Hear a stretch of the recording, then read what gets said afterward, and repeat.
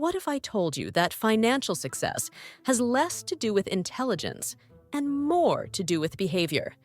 That's the key idea of The Psychology of Money by Morgan Housel, a book that doesn't just teach you about money, but about yourself and how financial decisions shape our lives. In this video, you'll discover how ordinary people with steady habits often outperform financial geniuses, and how the quiet power of compounding can turn small, consistent steps into life-changing results. So, let's get started. Wealth is more about behavior than intelligence. Imagine two men. The first is Ronald Reed, a janitor and gas station attendant. He lived a quiet life, chopping firewood, driving a second-hand car, and wearing ordinary clothes.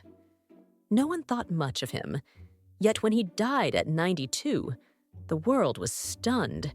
He left behind more than $8 million, most of it donated to his local library and hospital. How did a man of such modest means pull this off? He simply saved what little he could, invested in blue-chip stocks, and waited. Year after year, his money quietly compounded.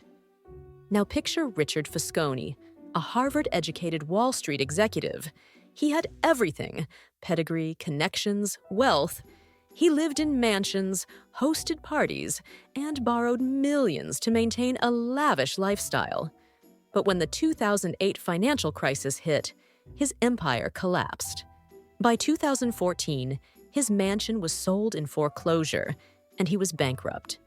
These two men show the heart of Housel's first lesson. Financial success isn't about how smart you are, but about how you behave. You see, we tend to think money is like physics. If you plug the right numbers into the right formulas, you'll get the right results. But in reality, money is more like psychology. It's about how you handle greed, fear, envy, optimism, and risk. Behavior is more important than intelligence. The janitor had no financial degree, but he had patience, discipline, and humility. The executive had all the knowledge in the world, but he lacked self-control. In the end, the ordinary man quietly outperformed the genius. And that's why the richest investor in history isn't the smartest investor. It's the most consistent one. As Housel reminds us through the story of Ronald Reed, the real engine of wealth is not brilliance, but behavior, saving, patience, and the ability to keep emotions in check when others lose theirs. Getting wealthy and staying wealthy are different skills. There are many ways to get rich: starting a business, taking big bets, investing aggressively. But staying rich? That's an entirely different skill, and it often requires the opposite mindset. Housel tells the story of Jesse Livermore, one of the most famous stock traders of the early 1900s. By age 30, Livermore was worth the modern equivalent of $100 million. When the Great Depression struck in 1929, millions lost everything, but not Livermore. He had shorted the market and in a single week made the fortune of his life. Newspapers hailed him as a genius. But Livermore didn't hold on. Success made him reckless. Over the next few years, he gambled with bigger and riskier trades, convinced his brilliance would protect him. Eventually, he lost it all. By 1933, he was broke. His life ended in tragedy. This story contrasts with people who, while never making headlines, build wealth slowly and protect it fiercely. Housel explains that getting wealthy requires optimism, taking risks, and putting yourself out there. Staying wealthy requires almost the opposite: humility, frugality, and paranoia. It's like climbing a mountain. Getting to the top takes drive and boldness. But most accidents happen on the way down, when people feel overconfident. As Housel writes, there are a million ways to get wealthy, but only one way to stay wealthy: some combination of frugality and paranoia. You must respect luck, prepare for setbacks, and leave yourself room for error. Knowing when you have enough is crucial. At a billionaire's party, the writer Joseph Heller was told that their host had made more money in a single day than Heller had earned from his famous novel over its entire lifetime. Heller calmly replied, "Yes, but I have something he will never have. Enough." That simple word, enough, carries one of the most important lessons in finance. Housel tells the story of Rajat Gupta, who rose from poverty in India to become CEO of McKinsey, sit on corporate boards, and amass a fortune of $100 million. By any measure, he had made it. But being rich wasn't enough. He wanted to be a billionaire. That hunger led him into insider trading. Within a few years, his reputation was ruined, and he was in prison. Then there's Bernie Madoff, who built a hugely profitable and legitimate trading business long before his infamous Ponzi scheme. He was already wealthy, respected, and set for life. But it wasn't enough. He risked everything for more, and lost not only his money, but his freedom and name forever. These stories illustrate a dangerous truth. If the goalpost keeps moving, you'll never feel satisfied, no matter how much you have. Modern society feeds this cycle. There's always someone richer, someone earning more, someone higher on the ladder. A rookie athlete earning $500,000 a year feels poor next to a teammate making $30 million. That teammate feels small compared to a hedge fund manager making hundreds of millions. Even billionaires compare themselves to people like Jeff Bezos. The race never ends. The wisdom of enough is realizing that the game of comparison cannot be won. At some point, the extra risk you take to chase more puts at stake the very things that matter most: your security, your reputation, your freedom, your relationships.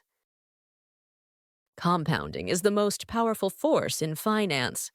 When people think of wealth, they imagine big wins. A brilliant business idea, a lucky stock pick, or a sudden windfall.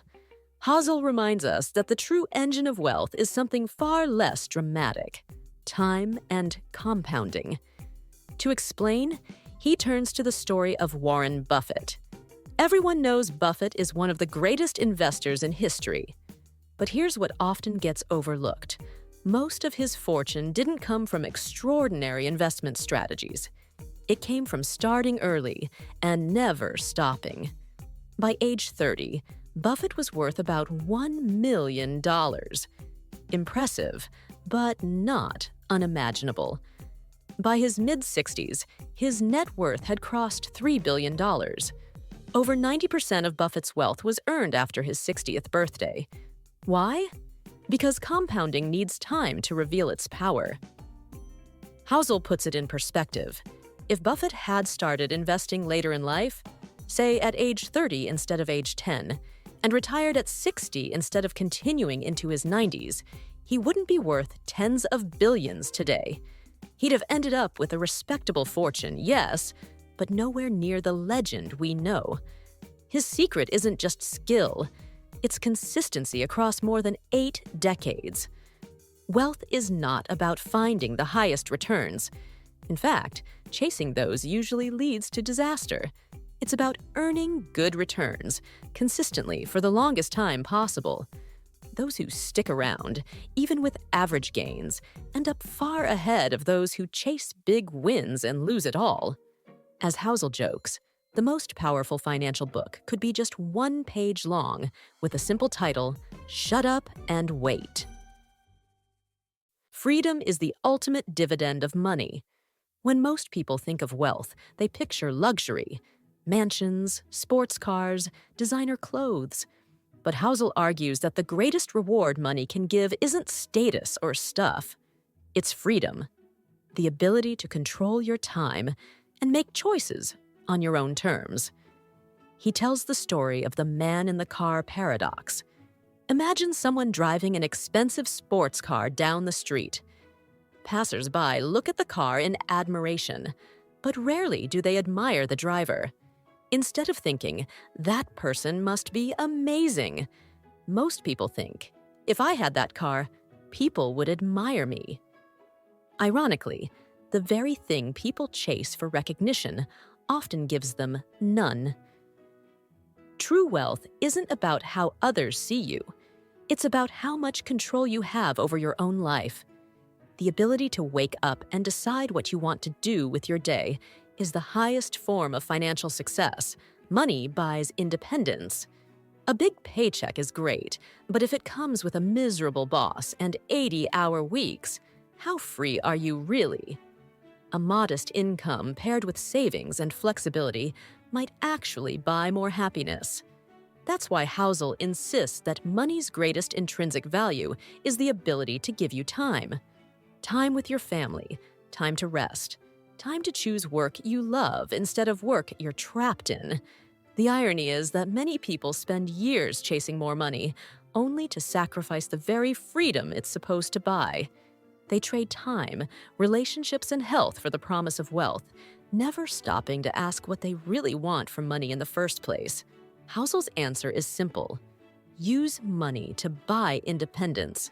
It will bring more joy and peace than any sports car or mansion ever could. Thank you for watching. If you found it helpful, please leave your like and subscribe to my channel.